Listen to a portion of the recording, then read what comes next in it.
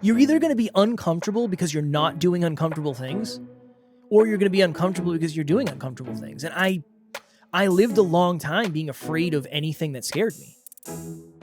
Learning is exponential. Unlearning is exponential. When you look back, you're supposed to think you didn't know much. Next Level Nation, welcome back to another very special, as always, episode of Next Level University, where we teach you how to level up your life, your love, your health, and your wealth. We hope you enjoyed our latest episode. It was episode number 1294. Is your comfort zone holding you back? Today, for episode number 1295, happy Monday. What are you doing to unlearn? I went on a podcast the other day, and this was a very challenging question to answer because this isn't usually, I would never phrase it this way and I would never give advice in this manner, but this is what they asked me. They said, if somebody had an hour, they only had an hour, and they wanted to change their life in some way, shape, or form, what would you tell them to do? And I was like, okay, that's interesting. I said, I would tell them to book a therapy session or a counseling session. And here's why. Because in that hour, yeah, you could consume 3 of our episodes, or you could consume a bunch of other podcast episodes, or you could watch a couple TED Talks, or you could read however many pages of a book, or you could do a coaching call or whatever. That's all you learning stuff. And realistically, you're only going to be able to learn so much in that period of time.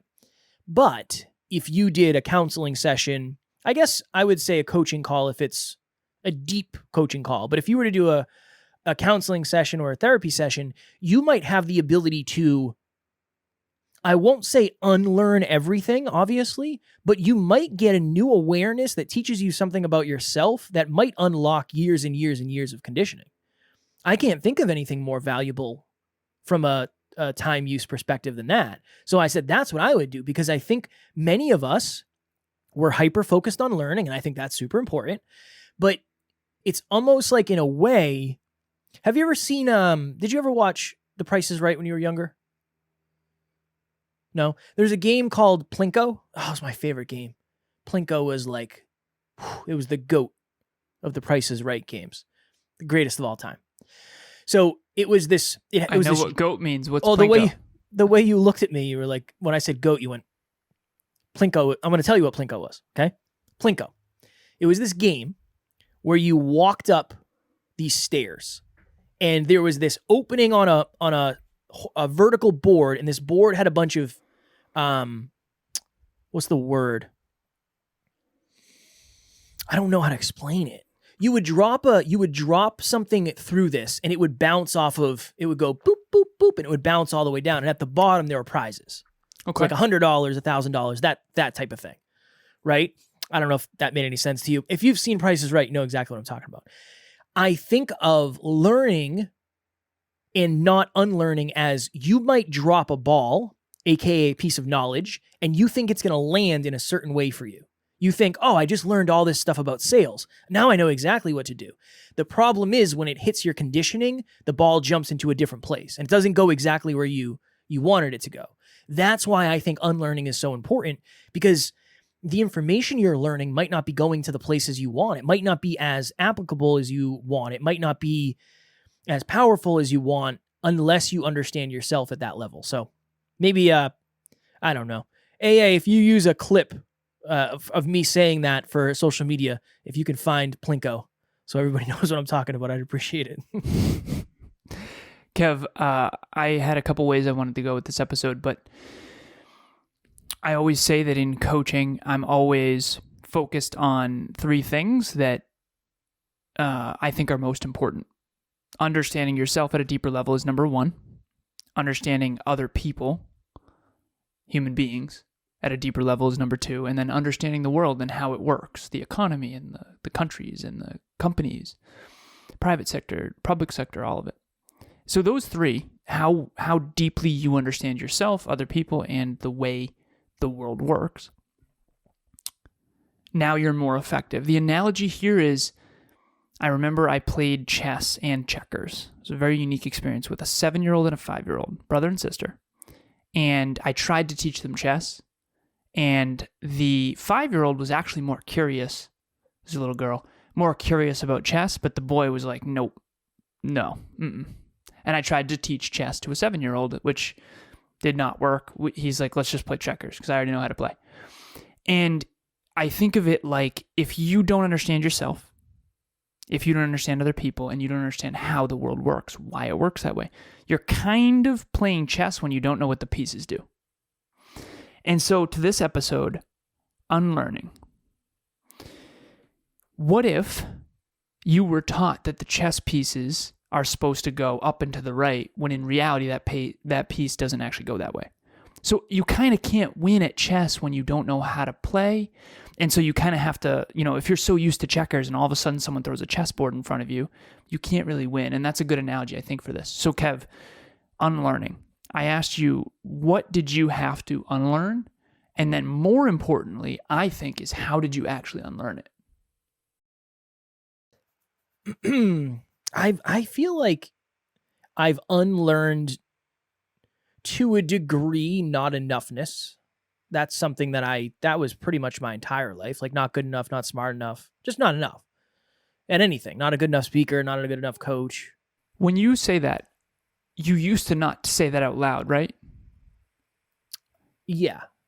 Okay, so Kevin and I recently watched some videos of us from our early 20s that were just a huge contrast.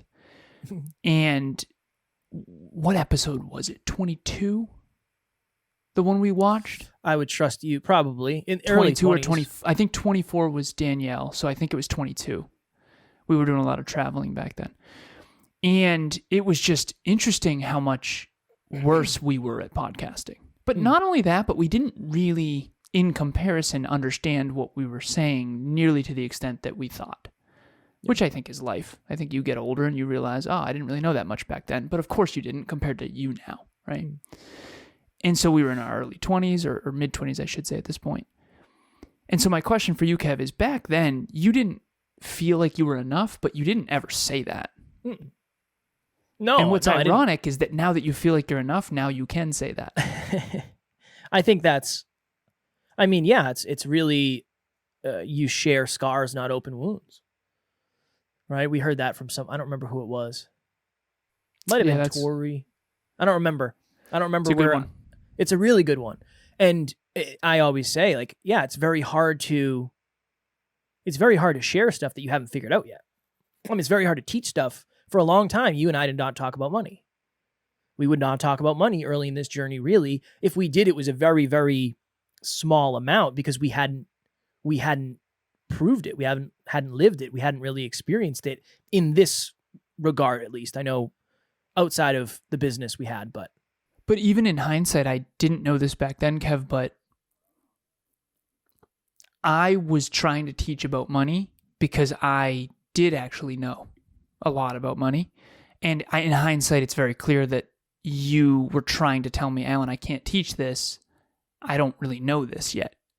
And I don't feel like I have the results that give me the credibility we need to actually teach this. So Kevin and I talk a lot more about wealth now than we used to, although I think we should even more because I think it would help our listeners get exposed to wealth more, which would make it less taboo. And I use the analogy of a spider. If you're afraid of spiders, you're never going to go near them, so you're never going to learn about spiders. But with money, you got to learn about it because we all have to use it whether we like it or not, right? And so the point of this episode, though, is what are you doing to unlearn? I think that every time you have a new level of self-awareness, you now have a new level of what you need to learn and unlearn.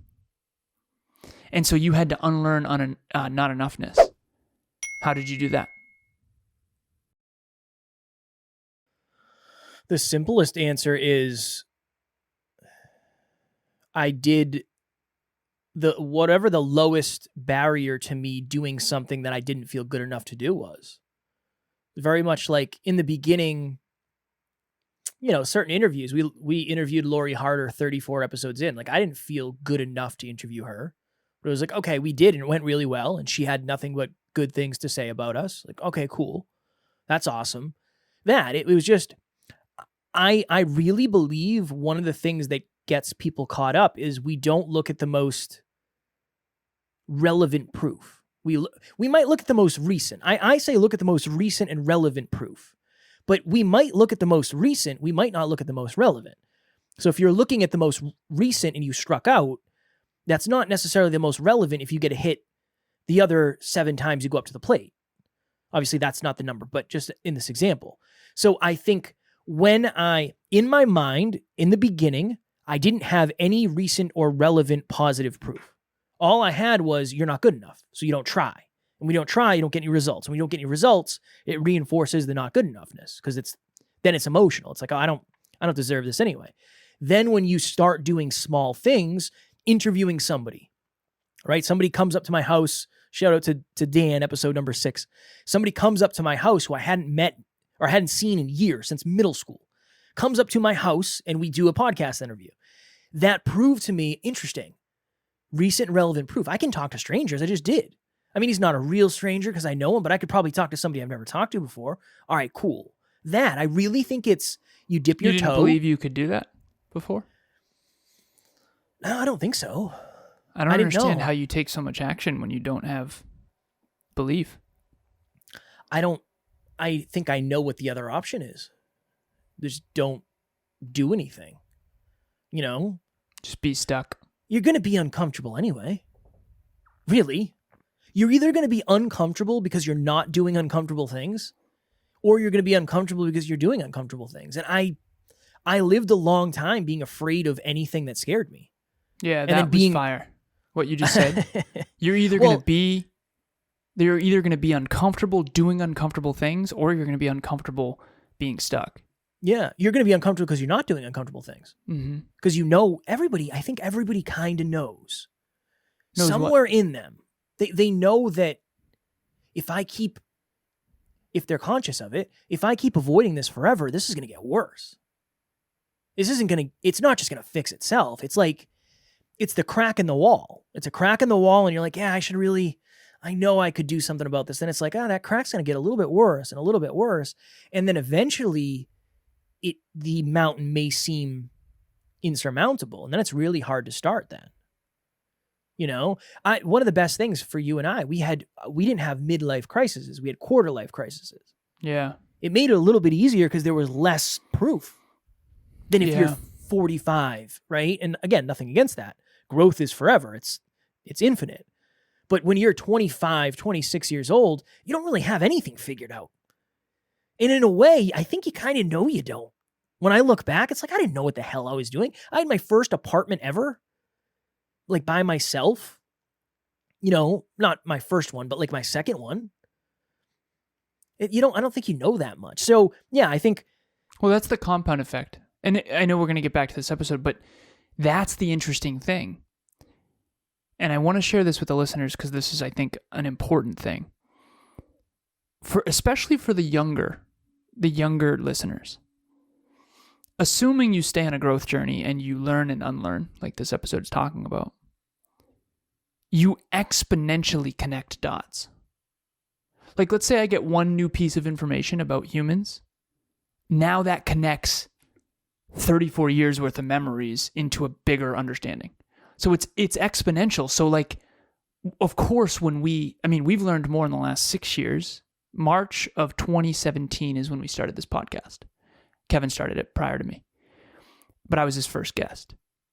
And so technically 6 years ago, as of March, those 6 years, we learned exponentially more than the 6 years before that.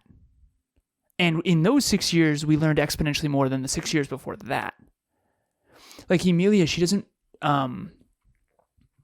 she's always had a hard time coexisting and collaborating with people her age typically, particularly in dating. And I know why, because she's so much more aware. And again, I've never met someone more excited to learn and unlearn. She's been doing therapy since 13. I mean, she reads books vehemently. There's no human I've ever met more into growth than Emilia Smith. So again, that's coming from me, not her. It is unbelievable. But I know why I'm 7 years older. Me at her age, no way could be with her. No way. There's no way. Me at 34 is like going to a therapist for the first time. And she's been doing therapy since she was a kid. You know, not because she was needed help necessarily. I mean, it was that too, but because she has a board of directors of coaches. She has coaches and corporate coaches and mentors, and it's quite unbelievable. But here's my point. Learning is exponential. Unlearning is exponential. When you look back, you're supposed to think you didn't know much. I think you're supposed to, Kev. You're supposed to look back and go, I didn't know what the heck I was talking about. And 34, and you 33, in 6 more years, we're going to look back and be alarmed at how little we knew. But here's the ironic thing. We still have to have enough certainty in what we're saying now to actually add value in order to get there. So we don't know as much as we're going to know, but we know way more than we used to. And so it's so interesting with Lori Harder. You always say that. You're like, I didn't feel like I was good enough to interview her or whatever. I didn't feel that way. And either that, I was either arrogant or I knew more than you. And I think it might be a little bit of both. But either way, as long as it doesn't stop you, I think that's the main thing, because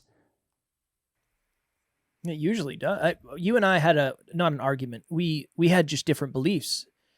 I believe the number one thing is lack of belief. I think that's what holds people back. What did I used to say? Self-discipline. No, I don't think that was it. I don't remember what you used I to agree say. with you now.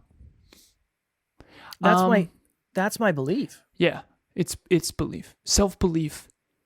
I think second is actually self-worth. We haven't done an episode on that in a while. Like self-worth? Self-worth we have. I mean, belief. This discussion about, I think number 1 is self-belief, number 2 is self-worth, and number 3 is who you surround yourself with, which, by the way, is based on number 1 and 2. Mm.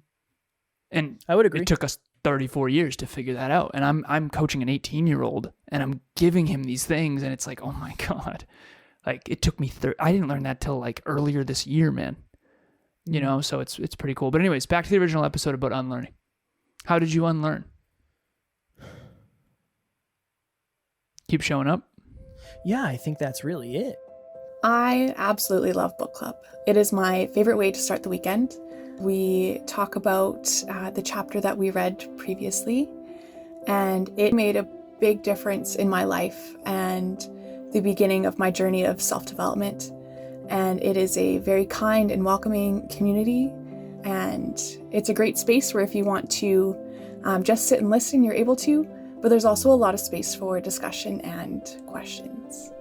I have nothing but good things to say about book club. I became aware of I think there's like external learning and there's internal learning. And obviously it's not that cut and dry, and everything you learn externally is internal. Everything you learn internal can be used externally.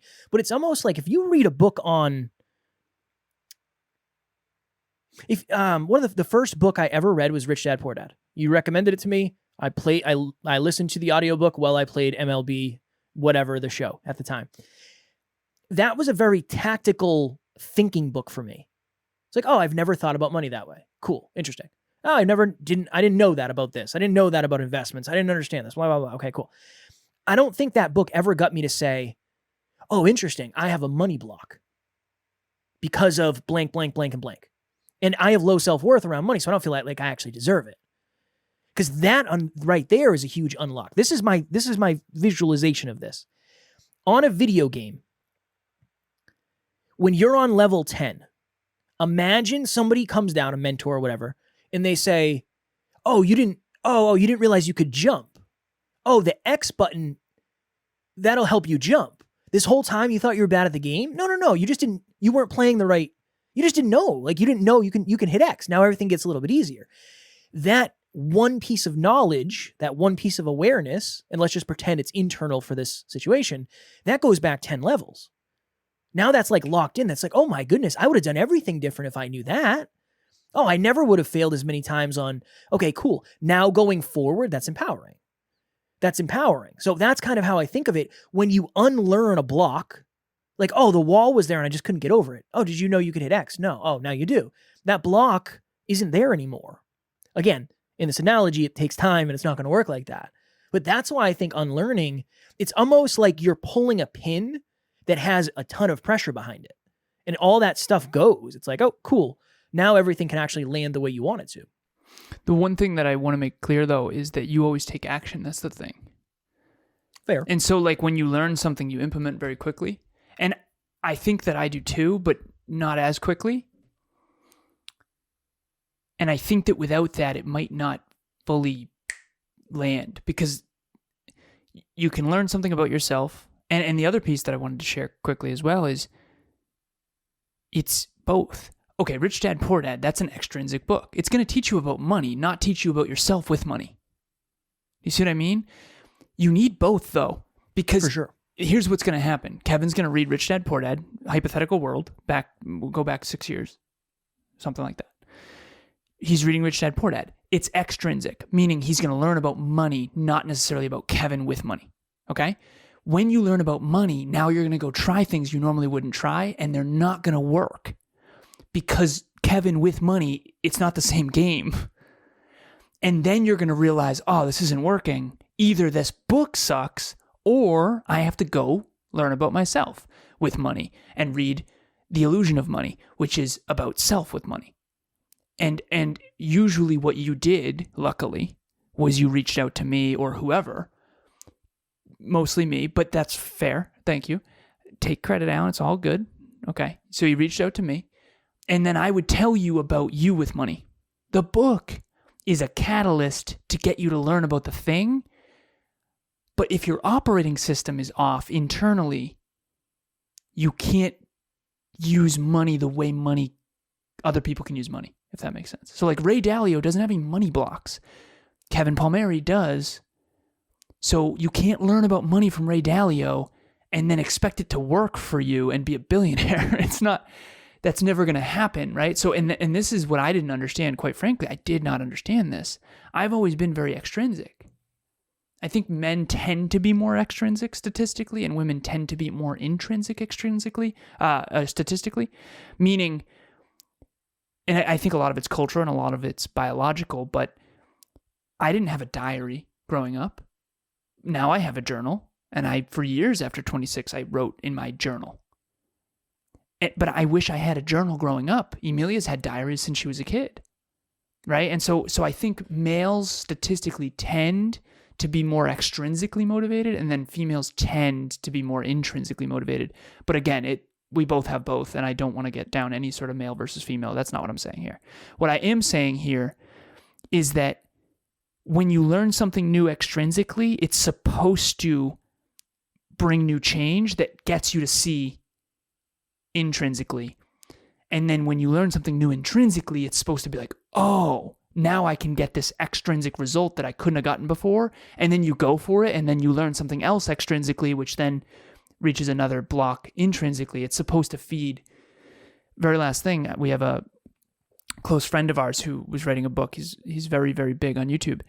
And if you're listening, Eddie P., my brother, shout out if you're listening, brother. He's writing a book, and he reached out to me and asked me what I think. And the beginning of the book is about extrinsic. The beginning is about intrinsic. Your World Within is the name of his YouTube channel, Your World Within. So intrinsic. Then it's about extrinsic. And he asked me, he was like, what do you think, about the book? And I said, honestly, it needs another chapter. Like it needs another part of it, because it needs the third part, which is how intrinsic affects extrinsic. So, and again, that was a really powerful, he's like, that makes perfect sense. And so I don't know if he's done that or when it's coming out or anything. Sorry if it's spoiler alert, Eddie. But that's kind of what I'm thinking about here is you can't really learn something extrinsically and apply it and then not have it force you to face something internally. And I think a lot of us have a kink in our hose when it comes to this because maybe we're more extrinsic than intrinsic. And the very last thing I'll say is when I went to a therapist, that's where the unlocks were for me, because I was so extrinsically motivated to learn, but I wasn't intrinsically. And I know some people that are the opposite. One client of mine is so self-aware, been learning about herself all the time, but she just doesn't know how the economy works. Like, you need to learn how the economy works. You need to know which countries have higher economies and why, and tech companies and all this different stuff. And again, you don't need to, but you should, or you would benefit from. Yeah. I was on a podcast today. It's exactly what we were talking about. I didn't even know we were doing this episode when I was on there today. But somebody said, evidently this person told the community that I was coming on, and they sent questions in, which is awesome. And one of the questions was, what's your take on Dr. Joe Dispenza? And I was like, yeah, I think Dr. Joe Dispenza is great. He's a great author, all that. I said, the only thing I would say about that is some people hear a book like that or advice like that, and they stay super spiritual. And it's almost like, oh, I've learned so much about myself, I don't have to learn anything else. I don't think you're going to be the level of successful you want. But there's also Eric Thomas's that are just all super motivation that isn't going to help you understand yourself at a deeper level, or, hardcore learning where it's like, yeah, we're going to learn about numbers and the economy and blah, blah, blah. And you're not learning about yourself. Right. So I said, I have no problem with either. I just think if you want to be holistically successful to the level you want to be, you have to have both. And to your point, I think some people are wired. You don't need a coach. You need a therapist. Yeah. Right. That's you never really needed a coach. You needed therapy. And what's ironic is I had a ton of mentors that were also extrinsically understood, but they need, in my opinion, therapists as well. Right. And therapy is more inward and coaching is more results driven and extrinsic. Yeah. And they're both. So it's important to understand that, right? A good coach, I think, has both. A good therapist, I think, also has both, in my opinion. But yes, and if you're more drawn to the intrinsic, you most likely need to learn more extrinsic. If you're more drawn to the extrinsic, you most likely need to learn more intrinsically. And that's because of physical, mental, emotional, and spiritual. Emotional and spiritual is intrinsic. Physical and mental is extrinsic. And you need all four to grow if you want to achieve your dreams. At least that's my belief. Deep episode for 8:40 on a Wednesday evening. Definitely. I'm going to reach out to Eddie and make sure that it's okay that I shared all that. If it's not, we're going to have to to take a little portion out of there. Reach out first and then I will. We can edit anything we need. I think we're good, but if we have to edit it, we can. Okay. I'm glad we did this because I do think that's when people ask me like what makes next level you different. It's like, well, we're trying to do both. Really, when I say holistically successful, I mean, you know yourself at the deepest level, but you also know what you need to know in the world. And obviously, it's going to be forever. You're always going to learn more about yourself, but you're going to learn more about the world. There are a lot of people out there that know the world at a very deep level, but they have no idea who they are. And there's a lot of people out there who know exactly who they are, but they don't know the stuff that they need to accomplish the level of success, whatever that means to them. So, excuse me, that was my goal in this episode. And I would say we hit it and went further. Mm-hmm. Anything in closing, brethren? I wrote this down. What specifically do you have to work on unlearning? I always come with a question prepared. What specific, is it not good enough? Is it, I don't need self-discipline to succeed? Is it whatever it is that you need to unlearn? It's probably a belief system of some kind that is still holding you back. For sure. Next level nation. If you are looking for a community of human beings that values what you value, they're into growth, they're non-judgmental, and you'll feel safe there, and you'll be supported there, please join our private Facebook group, Next Level Nation. Alan mentioned this in one of the previous episodes, but we just had a new member join, a new NLU family member, and they were very vulnerable in their post, and there was nothing but love and support from the team and everybody else. So if you are looking for your place, if you're looking for your people, please, Next Level Nation is probably a good place to start. And we very much encourage you. You don't have to do this, but if you do join, we encourage you to share your story. Whatever your story is, your NLU story, whatever it is, that's what this person who joined did. They just shared a little bit about where they were stuck and how they're not stuck anymore. And whatever your story is, we can't wait to hear it.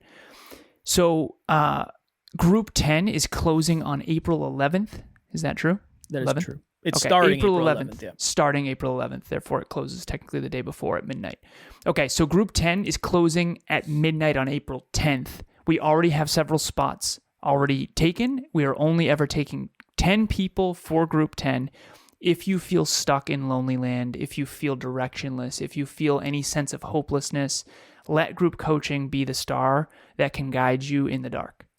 You're going to learn about extrinsic and intrinsic. You're going to learn about the world and how it works and why it works that way, as well as how you work and why you work that way. So it's a good mix of both internal and external. So for less than $100 a month, it comes to $96 per month with the promo code. Reach out to Kevin or myself. We have a specific promo code only for listeners of this show. You can email me or Kevin at nextleveluniverse.com, Alan at nextleveluniverse.com. Just say, hey, I want to be a part of Group 10. We will send you the promo code privately, and then you can book your spot. So we hope to see you there. Next Level Nation tomorrow for episode number 1296. This has been a talk on the team for a while. I think Amy L. came up with this, and this is where it came from. Own your weird. We believe at a deep level that we're all, even weird, we're unique. We're all unique. And if you're your unique self, you will find other people that are unique in the ways you are. That's the ultimate goal. So we fumbled at the goal line. That'll be tomorrow's episode. As always, we love you. We appreciate you. Grateful for each and every one of you. And at NLU, we do not have fans. We have family. We'll talk to you all tomorrow. Keep on keeping on, Next Level Nation.